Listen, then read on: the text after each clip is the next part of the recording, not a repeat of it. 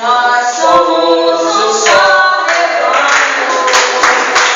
Oferecemos salvação. E por isso nos conquistamos. Vamos matar os seus caminhos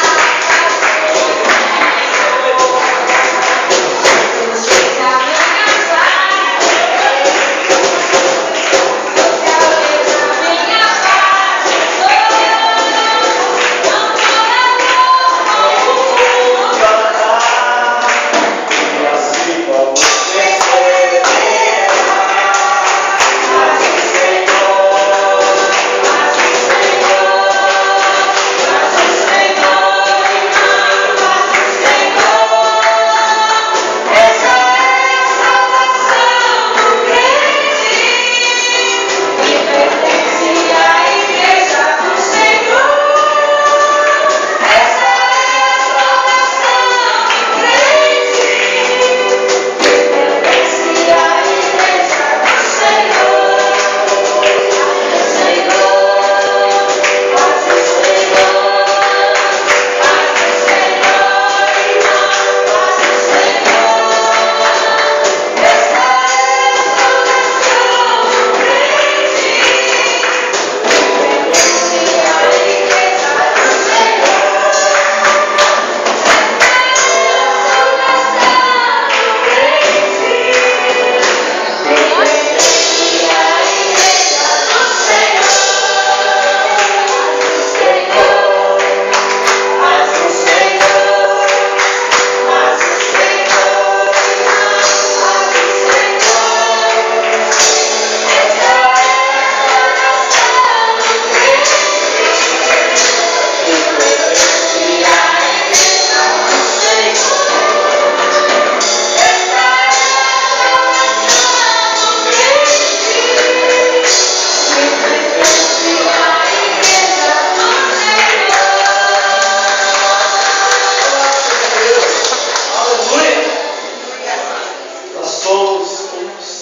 paz. Irmãos, hoje a pergunta é diferente, onde todos que queiram ter a oportunidade de louvar, de ler alguma coisa, amém? Então, está aberta as oportunidades espontâneas, amém? Rápido, vamos crianças, pode vir, galera. Glória a Deus. Salve os irmãos com a paz do Senhor. Vou aqui no Salmo 23. Novamente, né, pastor? Vem cobrando faz dia. Amém? O Senhor é meu pastor e nada me faltará. Deitar-me faz em verdes pastos, guia-me mansamente em águas tranquilas. Refrigera minha alma, guia-me pelas veredas da justiça, por amor do seu nome. Ainda que eu andasse pelo vale da sombra da morte, não temeria mal algum, porque tu estás comigo. A tua vara e o teu cajado me consolam. Preparas uma mesa perante a mim, na presença dos meus inimigos. Unges a minha cabeça com óleo e o meu cálice transborda.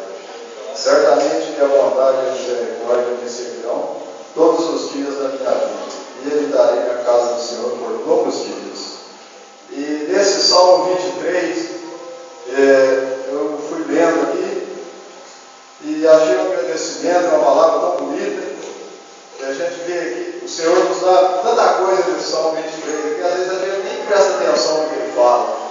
Mas aqui vamos falar um pouquinho sobre o Salmo 23. É alimento, ele pastoreia.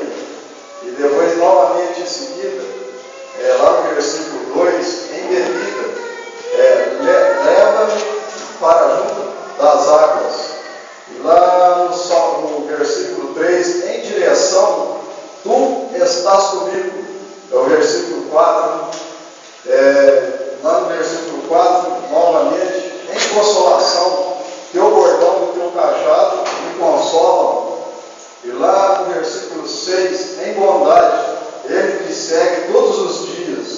E no versículo 6, novamente, em segurança, as habitarei na casa do Senhor. Então, o pensamento positivo. E vamos ver lá em Romanos 8, 38 e 39, que segue nesse Salmo 23.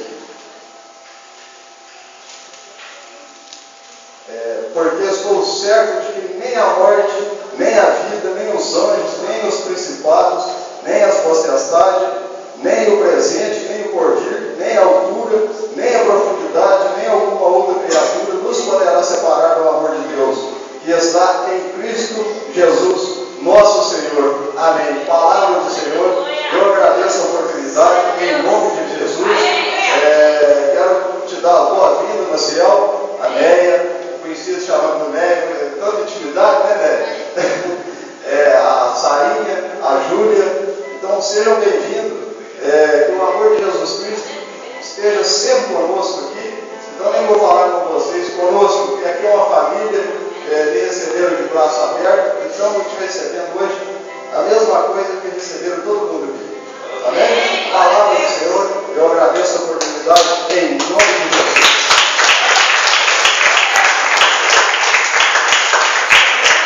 Glória a Deus. Próxima.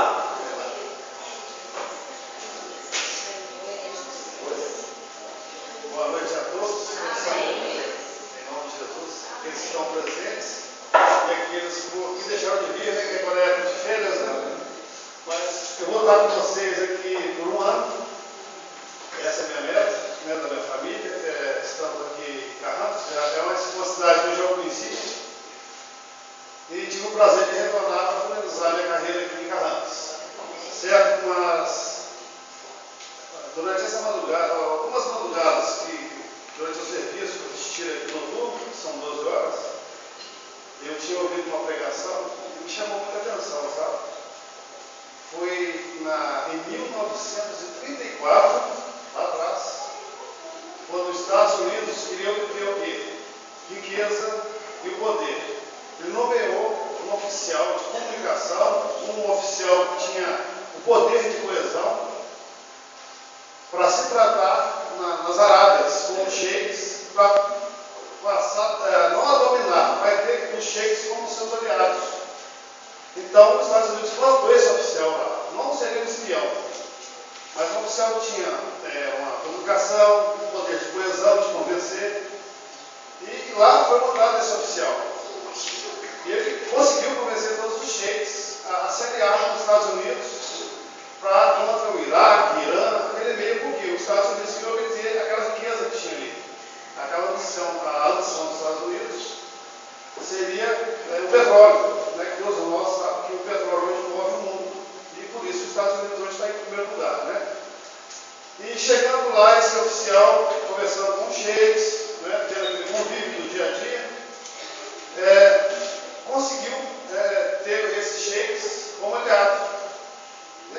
Com isso aí os Estados Unidos foi para lá, com seu poderio de guerra, de armas bélicas, e venceram essa suposta guerra, dominando uma certa região do Iraque, né, onde tinha o petróleo. Com isso, os Estados Unidos, o presidente dos Estados Unidos na época, não recordo qual seria esse presidente, queria agradecer esses sheiks com medalhas, com honras e tal, e mandou esse oficial novamente lá para as Arábias, retornaram com esses sheiks para os Estados Unidos. E esses sheiks foi, logicamente, hospedados nos melhores hotéis lá dos Estados Unidos. E os sheiks, esses sheiks tinham o poder financeiro, mas não sabiam ainda, naquela época, lá atrás, a importância do petróleo, que é a potência que é hoje na Arábia. Né? Uma torneira lá é de ouro, banheiros de ouro, todos nós sabemos disso. Mas lá atrás eu não tinha esse conhecimento. E quando os sheiks foram hospedados nos seus apartamentos, nas suas suítes, né, ficaram bestificados de ver que ao abrir uma torneira saía água, sendo que lá é coisa raríssima, né? Era só deserto, areia. E os sheiks ficaram maravilhados com aquilo. E na reunião da convenção para agradecer esses sheiks, foram dados ao mérito, quadros, diversas coisas que o presidente dos Estados Unidos naquela época tinha ofertado para esses sheiks. E eles não estariam muito contentes com aquilo. Eles não era aquilo que eles queriam mais. Eles não ficaram maravilhados com aquela receptividade. pediu para que esse oficial transmitisse ao presidente dos Estados Unidos que eles estariam maravilhados com algo que eles tinham visto no hotel. Ele falou, poxa, porque era algo que eu vi no hotel, não me encantou. Os sheiks falaram com esse oficial. Então você me diga o que é que eu transmiti para o presidente e certamente eles vão dar esse presente para você. Porque era torneira. Era levar torneira. Porque lá na água não tem água. O oficial, né? Falou, poxa, mas a torneira, sheik? Não, nós queremos 3 torneiras. E aqui é só abrir a de água e sair. O oficial coçou a cabeça, meu Deus do céu, vou explicar isso no sheik. Olha o que ele está me pedindo. E com isso, foi para os Estados Unidos, ó, o homem quer água.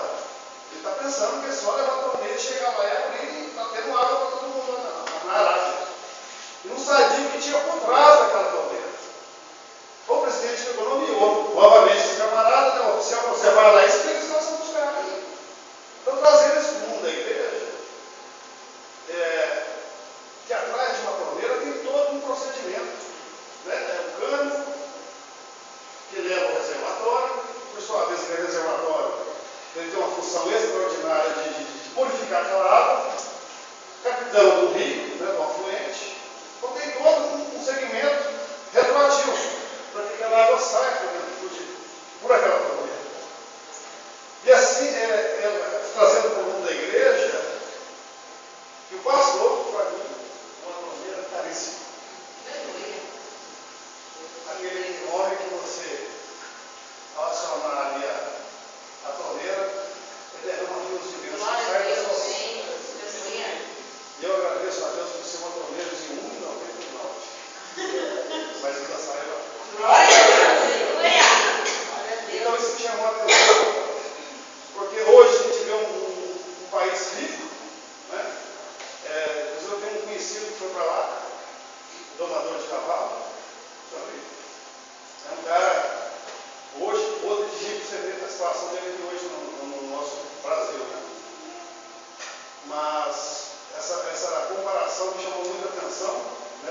Esse aqui é um fato verídico, fala do pastor, assistindo a todo lugar, e que me incomodou que nós, né, integrantes desse templo, dessa igreja, de todas as igrejas do nosso mundo, né, somos torneiras. Que tipo de água que sai por aquela torneira? Qual o trabalho que é feito dentro de nós, né, dentro de mim, dessa torneira que nos fala de 1,99? Que tipo de água que sai dessa torneira? Né? Que tipo de referência que nós somos? Que luz que nós somos lá fora? Então isso passou me incomodar, porque lá fora do mundo as pessoas têm que ver a diferença aqui. Né? Aquela água que jorra a partir dessa torneira de 1,99, ela tem uma certa importância. Tá certo? E a gente poder trabalhar isso como igreja. Né? Como foi dito pelo meu amigo Guilherme, que você tem uma grande família, eu acredito sim. Né? Tem que ser por aí, esse é o caminho. E a gente lá fora faz a diferença. E um cobrar isso do outro, que é o mais importante. Né? Às vezes a gente só critica, joga pedrinha, né? É chegar, colar no irmão e falar, pô,